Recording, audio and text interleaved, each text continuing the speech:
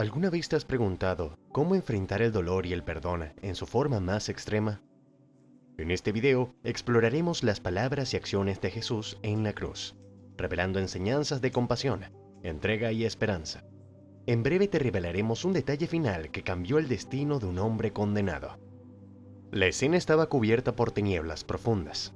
Durante 3 horas, la tierra entera quedó envuelta en oscuridad en pleno día. ¿Qué podía significar aquel fenómeno? Muchos de los presentes apenas murmuraban entre ellos, sorprendidos por lo que estaban presenciando. Fue entonces cuando se escuchó un grito desgarrador. Dios mío, ¿por qué me has abandonado? Estas palabras no fueron una expresión de duda, sino la referencia consciente a un antiguo salmo que mostraba cómo incluso en el momento más crítico existía una conexión con Dios. ¿Alguna vez te has sentido solo, abandonado, incluso pensando que hasta Dios te había olvidado? Esa misma sensación de soledad extrema fue experimentada por Jesús en la cruz. El silencio que había mantenido durante aquellas horas de tinieblas se rompió con ese clamor. Y sin embargo, en lugar de representar desesperanza, revelaba que incluso en la oscuridad más absoluta había una certeza. Todo formaba parte de un propósito mayor. Las tinieblas, en la tradición bíblica, se asocian al mal, al pecado, al juicio final. Se habla de ellas como el destino de quienes rechazan la salvación y se entregan a la maldad. ¿No resulta inquietante pensar que la oscuridad no es solo un fenómeno físico, sino también espiritual? El relato nos lleva a reflexionar en cómo cada uno enfrenta sus propios momentos de oscuridad y soledad, esos instantes donde pareciera que no hay salida. Pero antes de llegar a ese clamor desde la cruz, Jesús ya había pronunciado otras palabras que revelaban la esencia de su misión. Una de las más impactantes fue dirigida no a sus discípulos, sino a los soldados que lo habían golpeado, a la multitud que lo había escupido y a quienes lo habían condenado. En lugar de maldecirlos, intercedió por ellos ante Dios con una súplica. Padre, perdónalos, porque no saben lo que hacen. ¿Te has encontrado alguna vez en la disyuntiva de perdonar o guardar rencor? El perdón no es fácil. Al contrario, es uno de los actos más desafiantes que podemos enfrentar. La reacción natural ante una ofensa suele ser buscar venganza o guardar resentimiento. Sin embargo, Jesús mostró que existe otro camino. Imagina por un momento que llevas sobre tu espalda una mochila cargada con piedras, cada piedra representando una herida del pasado, una traición, una injusticia. Con cada paso, el peso se hace insoportable. Ahora imagina que decides dejar esa mochila en el suelo y continuar libre. Esa es la diferencia entre vivir con rencor y liberarse a través del perdón. El perdón no justifica el mal recibido, pero sí libera el corazón de la carga que lo consume. ¿Qué te impide a ti soltar esta carga? Quien no perdona se amarga por dentro, pierde la paz y hasta su salud se ve afectada. La falta de perdón encierra al ser humano en una prisión invisible donde el odio se convierte en un carcelero constante. No obstante, Jesús reveló que perdonar no solo es un acto de generosidad hacia el otro, sino también un regalo hacia uno mismo. El perdón limpia la mente, sana los recuerdos amargos y permite que el alma descanse. En este escenario de dolor, no solo hubo palabras de perdón, también se escuchó una promesa que cambió el destino de un hombre en cuestión de minutos. A la derecha de Jesús se encontraba un criminal, alguien que había vivido entre la violencia, el robo y el desprecio por la vida ajena. Aquel hombre estaba condenado, no solo por la justicia romana, sino por la carga de una vida de pecado. Sin embargo, en los últimos instantes de su existencia, reconoció la inocencia de Jesús y le pidió con voz temblorosa: «Acuérdate de mí cuando vengas en tu reino». La respuesta fue inmediata y contundente: «Hoy estarás conmigo en el paraíso». ¿Qué nos enseña esto? Que nunca es demasiado tarde para acercarse a Dios. Incluso cuando el tiempo parece haberse agotado, la gracia aún puede alcanzar al más perdido. ¿Alguna vez has pensado que tus errores son demasiado grandes para tener una segunda oportunidad? Este relato demuestra que no existen casos irremediables para Jesús. No dijo «algún día estarás conmigo», sino «hoy estarás conmigo». La salvación no se pospone para un futuro lejano, sino que se ofrece en el presente a quien reconoce su necesidad. Resulta impresionante pensar que mientras algunos se burlaban, este ladrón alcanzó a ver en Jesús algo diferente. Tal vez lo conmovió escuchar esas palabras de perdón dirigidas a los verdugos. o quizás fue la serenidad con la que enfrentaba la agonía. Lo cierto es que el testimonio de Jesús en medio del sufrimiento logró ablandar un corazón endurecido. ¿Qué impacto tendría en nosotros ver a alguien responder al odio con compasión, al desprecio con misericordia? La historia continúa con un detalle íntimo y profundamente humano. En medio de la angustia, Jesús miró hacia donde estaban María, su madre, y el discípulo amado, Juan. Dirigiéndose a ella dijo: «Mujer, ahí tienes a tu hijo», y a Juan: «Ahí tienes a tu madre». Aún en su agonía, no dejó de preocuparse por el bienestar de su madre, asegurándose de que quedara bajo el cuidado de alguien que él amaba. ¿No es conmovedor pensar que, en medio de tanto dolor, hubo espacio para la ternura y la preocupación por los demás? Este acto refleja la importancia de la comunidad y del cuidado mutuo. Así como las plantas en un jardín se sostienen unas a otras, compartiendo nutrientes y sombra, los seres humanos necesitamos apoyo emocional y espiritual. La fe no es un camino que deba recorrerse en soledad, sino en compañía. Al confiar el cuidado de María a Juan, Jesús mostró que la verdadera espiritualidad también se manifiesta en la responsabilidad hacia quienes amamos. Volviendo a las tinieblas que cubrieron la tierra, no podemos ignorar su significado. En la Biblia, la oscuridad simboliza el poder del mal y las consecuencias del pecado. Se habla de las tinieblas como el destino de quienes rechazan la oportunidad de redención. Jesús mismo advirtió en sus parábolas que aquellos que rechazan la invitación a entrar por la puerta estrecha serán arrojados a las tinieblas, donde habría llanto y desesperación. ¿No resulta inquietante pensar que esas imágenes siguen siendo tan actuales? Vivimos en un mundo donde la oscuridad se manifiesta en la violencia, la injusticia y la indiferencia. Y sin embargo, lo que parecía un abandono definitivo era parte del plan de salvación. Ese grito desde la cruz nos recuerda que incluso cuando sentimos el silencio de Dios, no significa que Él se haya ido. Al contrario, es en esos momentos cuando más debemos confiar. ¿Has experimentado alguna vez un silencio que te dolió más que cualquier palabra? Esa sensación fue compartida por Jesús, pero aún así, confió en que el propósito de Dios prevalecería. Muchos se sorprendieron de que la muerte de Jesús en la cruz ocurriera con tanta rapidez. Los soldados estaban acostumbrados a ver a los condenados resistir durante días enteros en medio del dolor, la asfixia y la pérdida lenta de fuerzas. Sin embargo, cuando llegaron a verificar su estado, encontraron que él ya había entregado su vida. Esto no fue casualidad. Según el Evangelio de Juan, no fue necesario quebrarle las piernas como solían hacer con otros crucificados, porque su muerte ya había sucedido. Y este detalle, que puede parecer menor, estaba escrito con anticipación en las profecías. Ni uno de esos huesos será quebrado. ¿Qué significado tiene para nosotros que cada detalle, incluso los más pequeños, se cumplieran con tanta exactitud? Nos recuerda que lo que ocurrió en la cruz no fue un accidente, sino parte de un plan perfectamente diseñado. El Evangelio señala que después de confirmar su muerte, un soldado atravesó el costado de Jesús con una lanza, y de inmediato brotó sangre y agua. Esta imagen ha generado preguntas durante siglos. ¿Por qué agua y sangre? En los escritos de Juan, el tema del agua aparece repetidamente.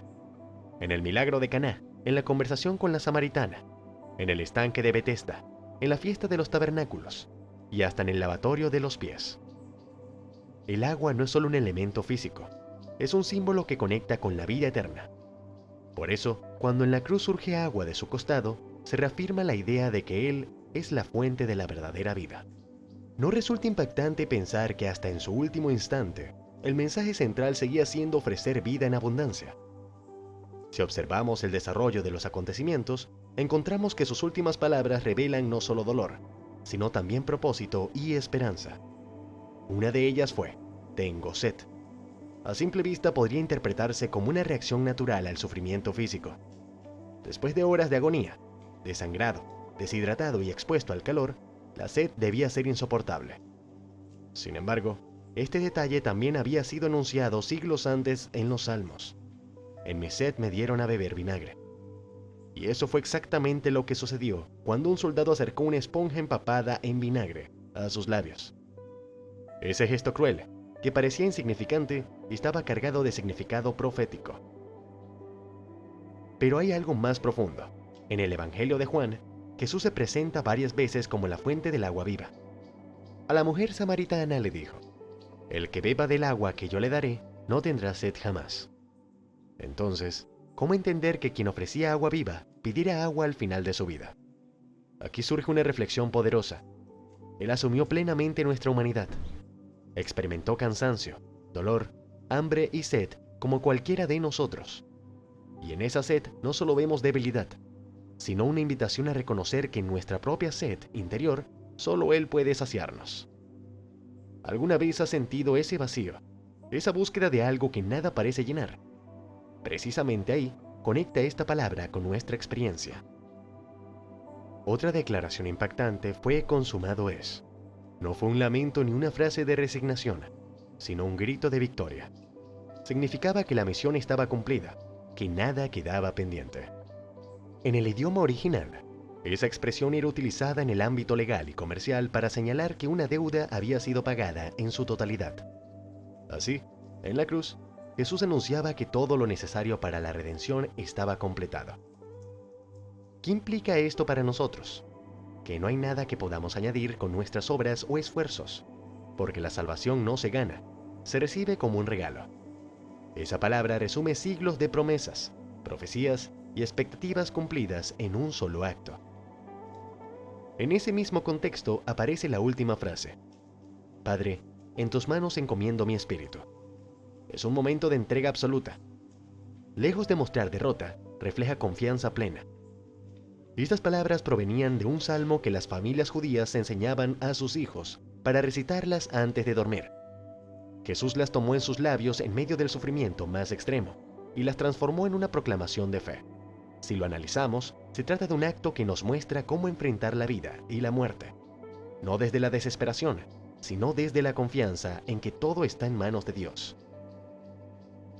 ¿Cómo reaccionamos nosotros ante la incertidumbre? Somos capaces de confiar en que, aun cuando no entendemos lo que sucede, Él tiene el control. Antes de llegar a este punto final, hubo otra expresión que estremeció a quienes lo escucharon. Dios mío, ¿por qué me has abandonado? Esta frase ha sido motivo de debate y reflexión a lo largo de los siglos.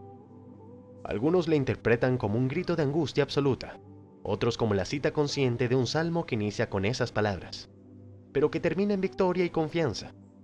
Lo cierto es que refleja la profundidad del sufrimiento humano que experimentó. En ese instante, cargaba sobre sí las culpas de la humanidad entera, y ese peso implicaba una separación dolorosa. Si pensamos en esto, no revela de manera clara lo serio que es el problema del pecado y lo grande que fue el sacrificio.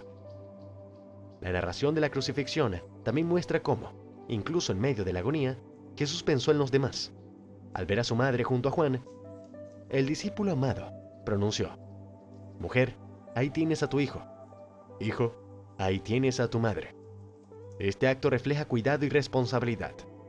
No dejó a su madre sin protección, sino que confió su bienestar a alguien en quien confiaba. En medio del dolor, todavía hubo espacio para la compasión. Este detalle nos plantea una pregunta importante. ¿Somos capaces de pensar en otros aún en medio de nuestras propias dificultades? Otro momento clave ocurrió cuando uno de los criminales crucificados junto a él, reconociendo su propia culpa, le pidió recordar su vida cuando entrara en su reino. A pesar de ser alguien que había vivido alejado de toda rectitud, recibió una respuesta sorprendente. Hoy estarás conmigo en el paraíso. Esta promesa deja claro que la salvación no depende de méritos acumulados, sino de la gracia divina.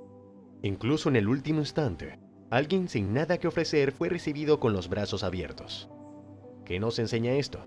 Que nunca es tarde para acercarse a Dios y que no existe límite para el perdón que Él ofrece. En medio de todos estos dichos, encontramos también su intercesión por quienes lo estaban ejecutando. Padre, perdónalos, porque no saben lo que hacen.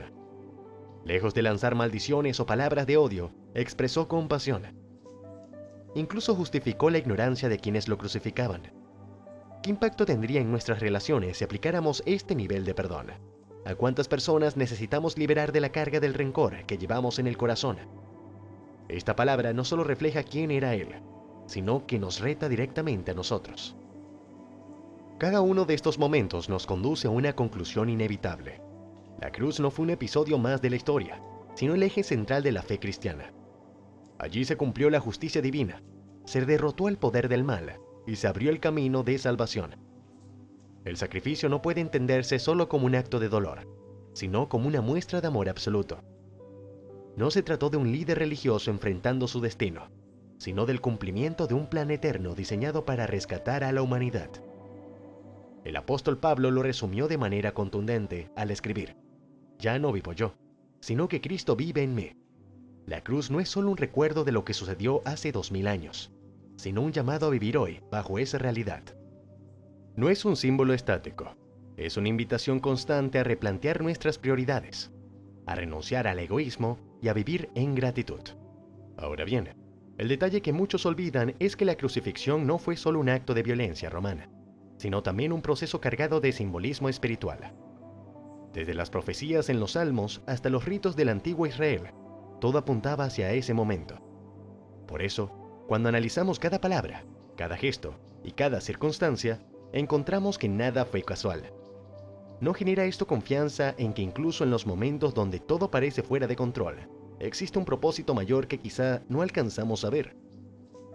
El relato bíblico nos muestra que la salvación no es un camino que los seres humanos construyen hacia Dios, sino una obra que Dios mismo realizó hacia nosotros. ¿Alguna vez has sentido que el perdón es imposible? Cuéntanos en los comentarios cómo lo enfrentas. Si te gustó este video, dale like, suscríbete y activa la campanita para no perderte nuestro contenido. Comparte tus reflexiones y acompáñanos en el próximo video, donde seguiremos descubriendo lecciones que inspiran y transforman tu vida.